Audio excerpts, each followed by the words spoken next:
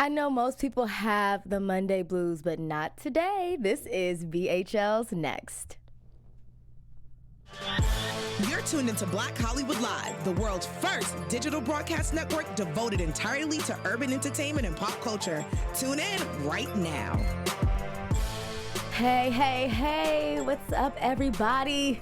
This is BHL's Next. I'm your host, Rhelin T, and we got Micky Munday in the studio. You dig? What's going on? Hey, how you doing? Happy Sunday. Blessing. Yeah, exactly. A little more live, okay? I know it's Sunday. I said there's no Monday blues. We got Micky Munday up in here, okay? Let's do it. So, we have so much to discuss. Oh, your good music. Oh, extravagant. Now you all on the TV, Oh, okay? I'm in that thing. Okay.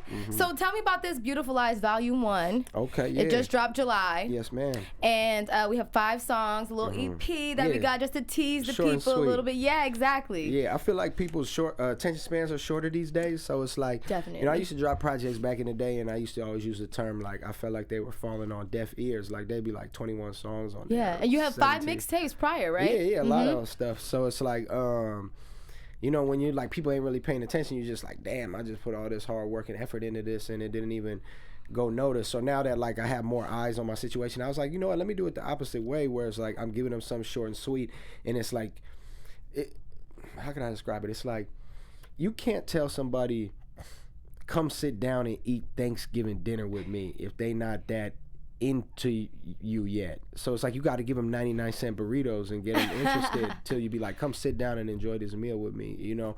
So it's kind of like the same thing, like 5 songs. It's not too much, it's not too little. It's a nice little rough. It's, you know, just like something to put out to the people. And I have like Beautifulized Volume 1 through 5 already done. So I'm about to put out Beautifulized EP, Beautifulized Volume 2. I'm sorry. No, it's fine. Beautifulized Volume 2 in like 3 weeks, 4 weeks at the most. And the idea was really to drop them every month, but then, you know, now I'm waiting for videos and I'm waiting for premieres and blogs. So now people be like, don't do anything until so I'm like, oh shit, all right, well. But yeah, man, it's just really like the concept behind it is, I always tell people that my life is like the beautiful lie versus the ugly truth. So it's like people, what they perceive me, what they think when they see me, or like, oh, he's a rock star, what are you, a model, or whatever you think I am, you know? It's like people rather hear these beautiful lies than to hear like what is the ugly truth, you know what I mean? So I did the project with the idea Beautiful Lies to set up another project called The Ugly Truth, and then to set up the album called The Beautiful Lies versus The Ugly Truth. So It's like everything kind of falling into each other. But that's all in the future. But it's definitely like all being foreseen now. But yeah, it's a dope project, man. They got some cool songs on it. I know Y2. Yeah, that's my dog. Yeah. Shout out Y2. He's the fucking man. He's an animal. Yeah, he can do everything in a crazy, retarded, superhuman like way. Yeah, like, so he's incredible. Yeah, everybody who's on there, man. Shout out Nonstop the Hit, man. Shout out Dice. Shout out THX. Shout out Phonics. Everybody that produced on the record. Shout out Mars, Hollywood. And for people who do just try to base everything on how they look or your perception, what can you tell these people about Beautiful Lies, and what can they expect when they listen to it? Like, what's the vibe? Beautiful Lies is like kind of like an intro to Hollywood. You know what I mean? It's like the things you might see when you come into Hollywood. There's some fakeness. You might go to a party and see people doing cocaine all on the table. You might be like, oh shit. And then, you know, you'd be like, oh damn, this is completely normal here. And like, you know, the fabrication of things and the lies, but they're beautiful lies. You know what I mean? Yeah. So it's just kind of like that. It's a fun like tape where it's like I'm kind of taking people into like a journey through Hollywood, and then there's like moments in there like on swimming and stuff like that where it's like, oh, you know, it kind of is more like jazzy, where it's like gonna kind of lead into the other stuff at the end, and then you have, you know, just like cool little turn up, you know what I mean? And it's just like an introductory to Hollywood, and introductory to like my sound, which I think is like a merge between old school rap like with bars, but like done in the new school way where it's like melodic and rhythmic, and there's a lot of cadence change ups and stuff like that, where it's like the wave of the music. And yeah, it's just kind of leading people into like getting to know my sound and everything. I know some people might be familiar with Sauce, so I put Sauce on there. And yeah, shit. And speaking of Hollywood, and you're taking this audience through this trip, through this journey, Hollywood, Love and Hip Hop Hollywood is an introductory that to a lot of fans who have seen this series and now they're seeing you on it. What has your experience been like being on this reality TV show? Yeah, it's cool. I like it. I mean, I know what I signed up for, so it's not a surprise to me.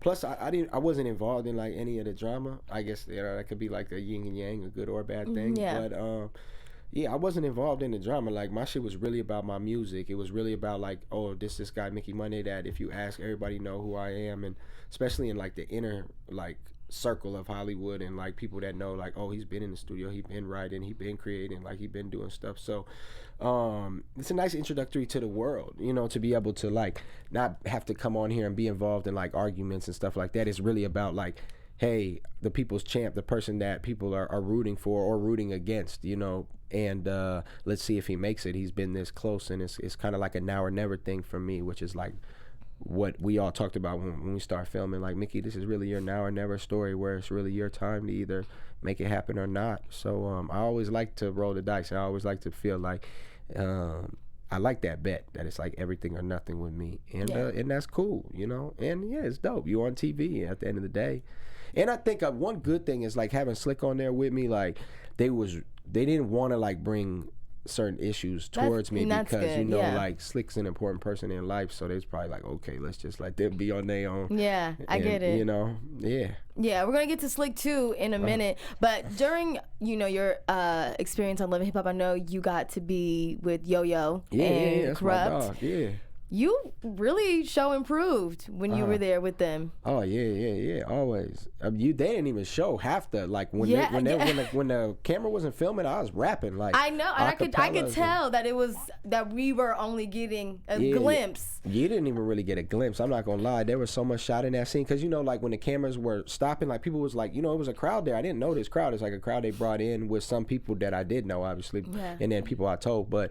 Like, it's just a crowd, and they was like, rap, you know, so they might not even know me. I'm bussing, like, a cappella, you know what I mean? So you could tell, like, Corrupt was like, oh, shit. You know I could tell that, especially coming from Corrupt. Like I said, you have people who, it's harder, I feel like, especially now with the wave of social media and how certain people are having so many eyes on them. Maybe some people, you know, less deserving than others.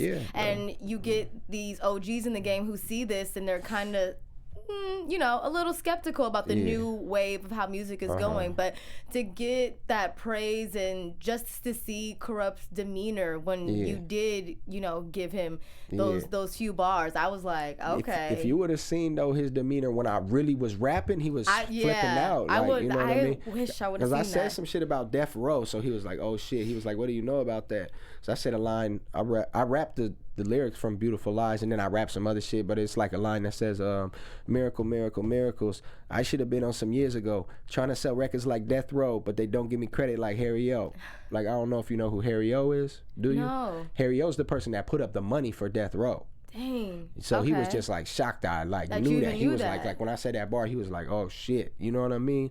It's like, you know, Death Row sold like crazy records. Everybody went platinum on Death Row. So, you know, I'm trying to sell records like Death Row, but just like we said, but they don't give me credit like Harry O. You know what I mean? And everybody knows Suge, but nobody knows. Harry O's the person that went to jail. He was a dude he's from Eastside Bounty Hunters, so he a Watts dude. So it's like he put up all the money, but he was in jail, like calling the shots and doing stuff. Like on the documentaries, you hear him talking on the phone and stuff, but like I just think he was shocked, like, to see me and like think that I would even like put together a bar like that, you know what I mean? Definitely. And then it just is really a bar about me, like never getting my credit for like being like, you know, in my generation of rap in LA, like I'm one of the nicest ever.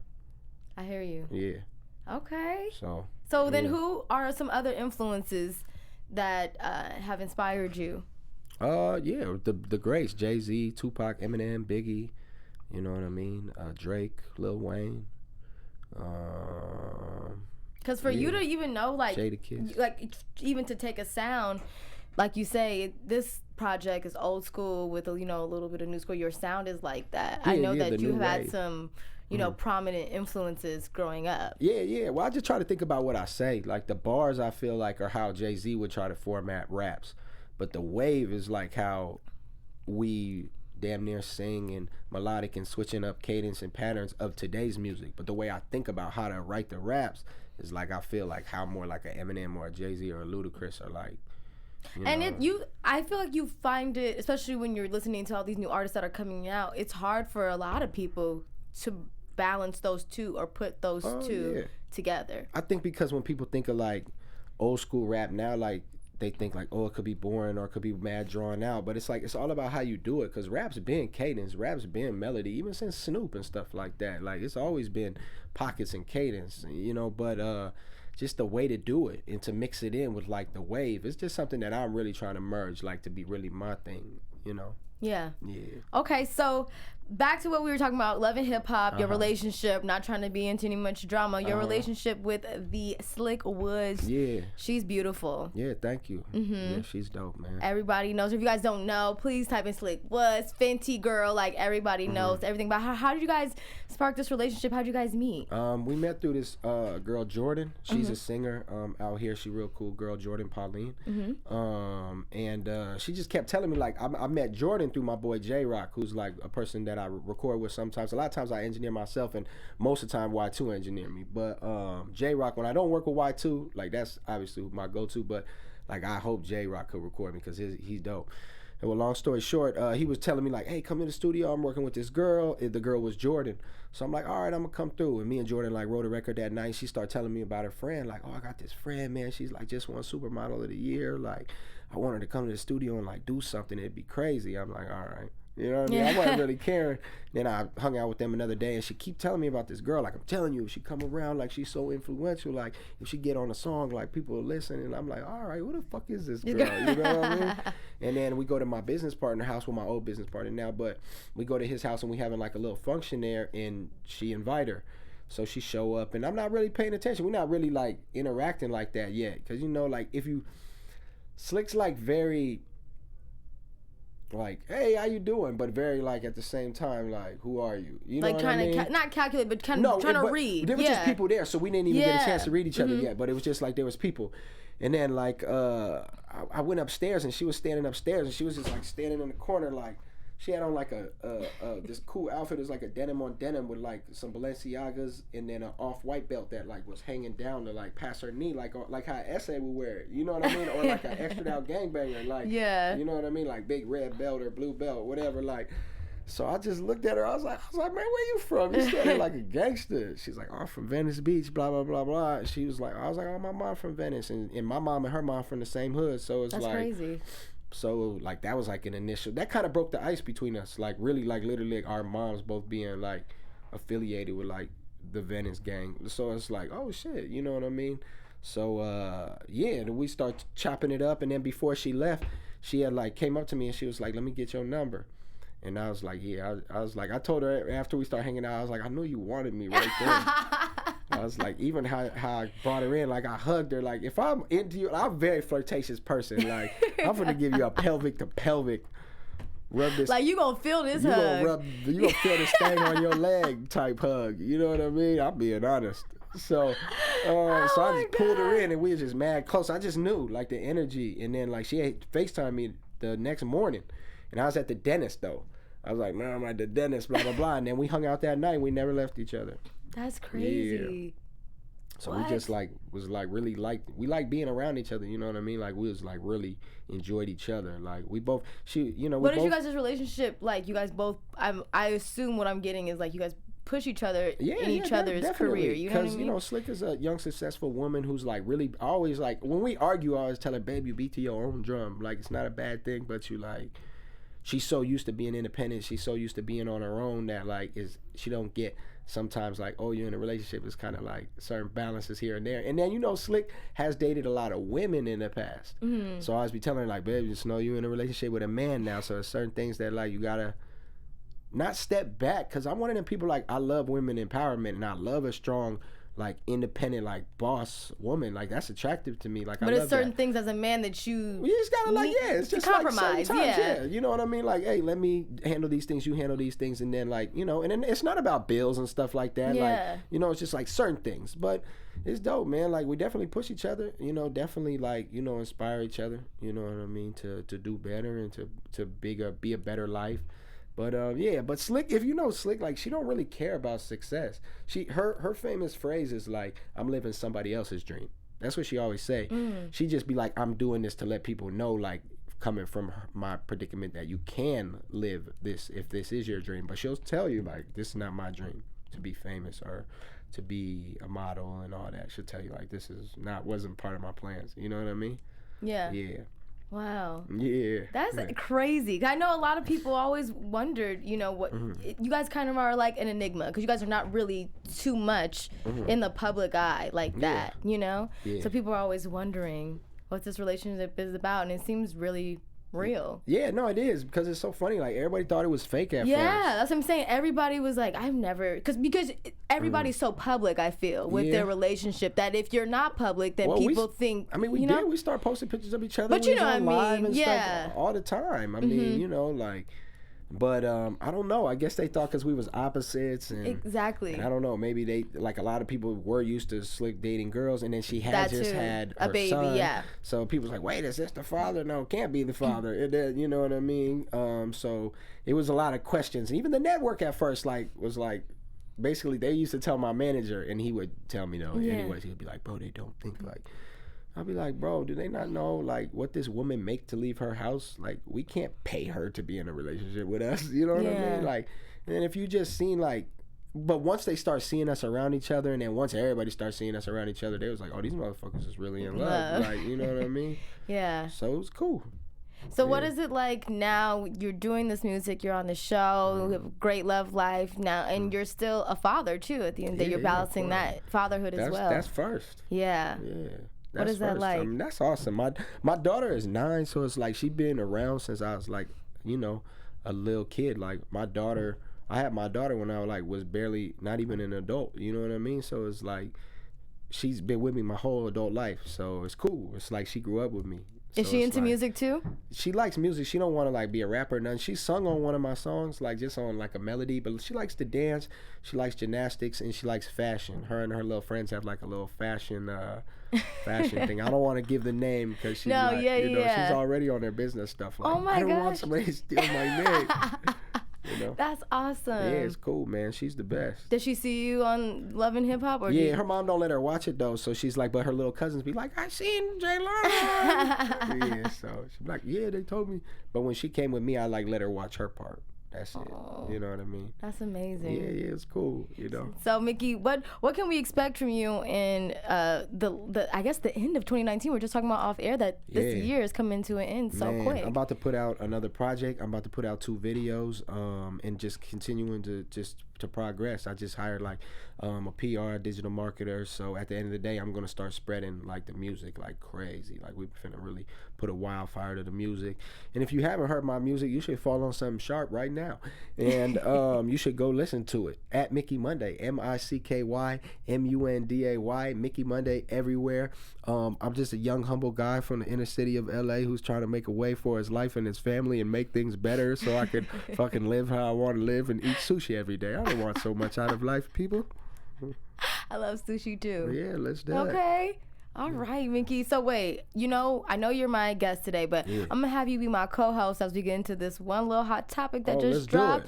Okay, so, T.I.'s podcast has been going crazy. And as I was looking on his page, because, he's amazing, he has this new Netflix show that's coming out soon, October 3rd. It's called Rhythm and Flow. It's with him, Cardi B, and Chance the Rapper. They're looking for the next big thing. Oh, that's dope. I can believe it. Yeah, that's hard. I hope this goes well, though. There's been so many different shows where people are trying to. Well, that's too. I mean, and Cardi you've been on one too as well. Yeah. So I mean, Cardi B is like one of the biggest stars in the world, so she gonna bring a lot of attention to it. Chance the Rapper still popping, T.I. still popping. Yeah. He a legend, so yeah, that'd be dope. And it's different because Netflix is producing it. Usually when we have these competition shows, they're live on Fox and. I'm like the wrong person to ask that though, because I believe in everything.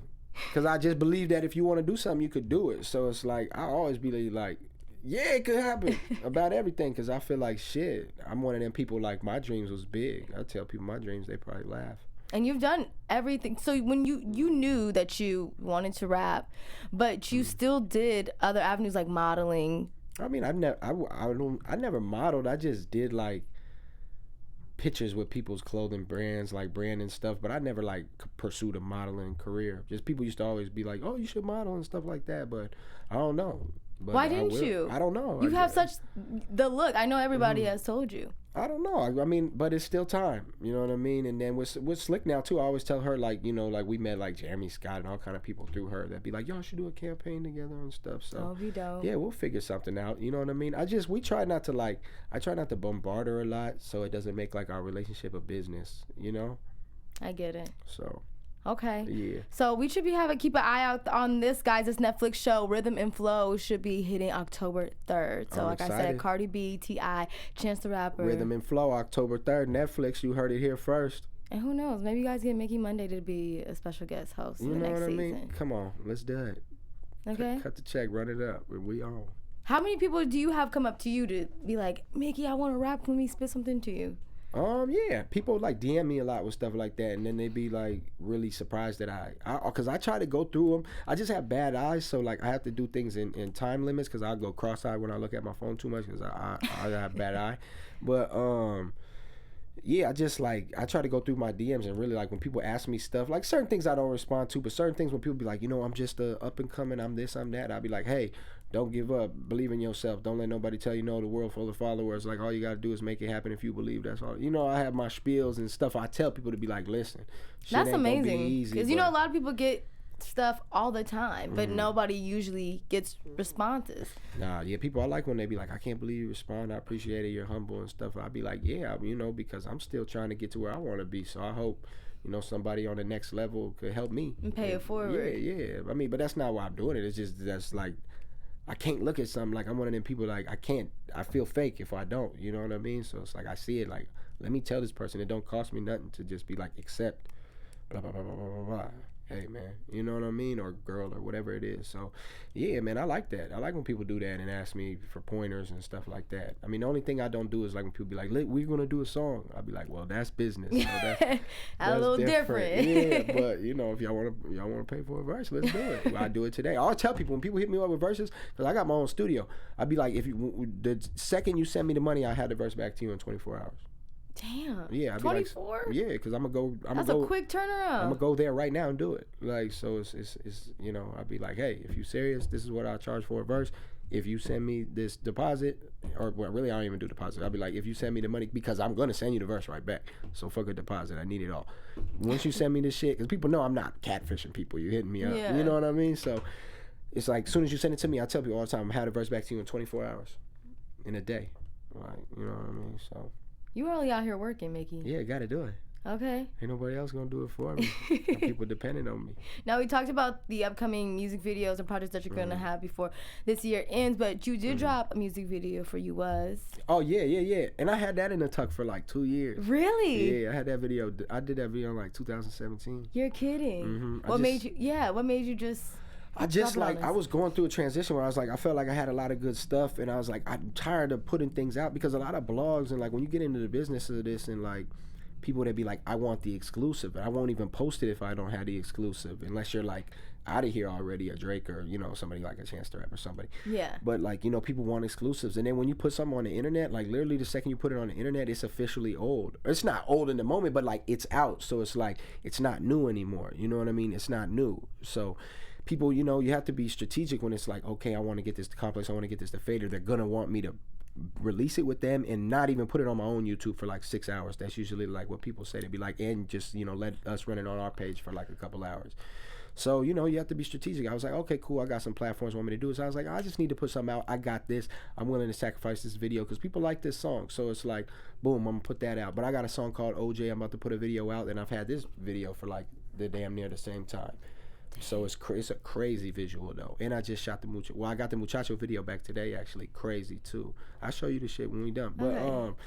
Yeah, and so then I just shot I'll show you all this shit when we done. But like I just went, I took like 10 people to Big Bear Lake last week, just like for fun, and I brought my cameraman, so we just shot a viral video there to like a song that I was gonna just throw away. Not throw away, literally. Like I feel like everything I do is good, but it's obviously some things hit harder than others, you know what I mean? But I was like, all right, this is a cool song, fucking kind of feel like the lake vibe, all right, let's do this, you know what I mean? So it's just everything I do is like I'm making it something to be able to give to people. Yeah. Yeah. And then so tell me about, are we going to see any live shows? Because I know your shows have to be crazy. Yeah, the shows is popping. I'll be going hammer. Like on the show or just period in just life? Just period, like, yeah, just like performing. performing. I got a show on the 27th at the Peppermint Club. Really? Yeah, come.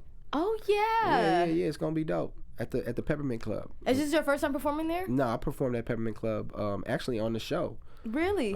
We did a Jason Lee. Shout out Jason Lee. Because everybody like be at the Peppermint. I need to go. It's popping. Yeah. I heard it's popping. Yeah, it's definitely popping. I think it's the last place that Nipsey performed. Crazy. Because it was, remember he had the thing there, Grammy. I don't hold me to that, but that's why it was special to me when I performed there. I'm like, damn, this is one of the last places that Nip performed. Like, this is dope. Like, you know, got to do it for bro. Like, you know what I mean, for LA. So that was cool. Like, but the Peppermint Club is just, when you think of the Peppermint Club, it make you feel like Frank Lucas or something. You know, like got that classic feel. Like, so it's dope. Yeah, on the 27th, I'm doing a show there on February, fucking month of Mayan. September 27th. We already in 2020. Club, right? September 27th. So that's in like 2 weeks. Yeah. At the Peppermint Club. Okay, guys, go make sure you guys check out Micky there. Yeah, you gotta do it. And I've heard so many things. There's been so many artists that have performed there. Yeah, amazing. Yeah. Like Nipsey, of course. Yeah. But even people who have started their careers off there and then they take off. Blossom from there. That's the move. And Peppermint Club dope. It's a good vibe. You know what I mean? It's like a cool stage. It's intimate. You're not too far, but you still raised above people. But it's a little room to move around. But it's intimate. Yeah. I like shows. And they're exactly. And they're, like I said, they're not just booking everybody. Oh, no, no, so that's why. No, definitely. Every time everybody invites me, I'm like, oh, this should be. Yeah, come show. On, man. So I'm gonna have to come. I'm gonna hold you to that. I'm gonna come. All right, I have to see this. Well, I know for there. real, because I when I saw that episode of Love and Hip Hop, I was like, dang, he got it. So then I had to listen to the music. Mm-hmm. So I'm telling you, the shit I'm about to put out is just like on a new level than even the stuff I've been putting out. I mean, people are always gonna have their favorites, and like if you know me, and you gonna have like Grammy speech and like certain stuff that you be like, damn, this dude could really rap. But like, I just got the merge of everything I've been doing is dope. I think people gonna like it. I know think so. people are gonna like it. They are. Actually, they you will. feel me? Yeah. Because this ain't not no gimmick, ladies and gentlemen. No, you know, a lot of the people, real I deal think, Holyfield. sometimes think that when you have a look, you already have a certain look. Mm-hmm. People might be skeptical to listen, like, oh, maybe it's a given, maybe it's. Yeah, that's respectable. I mean, it just give it a listen. That's all I tell that's people. That's what I say. Like, listen. And that's why you have this Beautiful Lies versus the Ugly Truth. You feel me? You gotta do it. So go cop that. And Beautiful Lies Volume 1's already on all the streaming platforms. So right now, as we speak. Go check now. it out. What are you waiting for? And then September 27th, like we just said, the Peppermint Club. I'm gonna be there. So Come on. What's good? Pull up. Okay. Yes, ma'am. Micky, thank you so much for rocking with me this Sunday.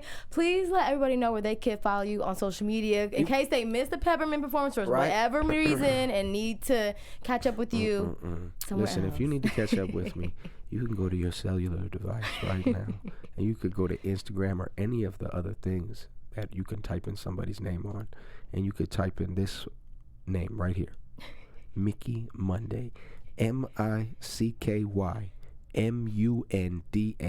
Mickey without an E and Monday with a U. That's MICKYMUNDAY. Thank you. There's no excuses. Yeah. There isn't.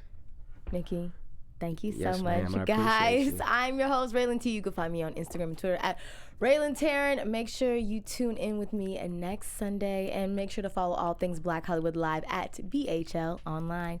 See you next week. Bye. On behalf of our BHL staff, we would like to thank you for tuning in to Black Hollywood Live, the world's first digital broadcast network devoted entirely to urban entertainment and pop culture.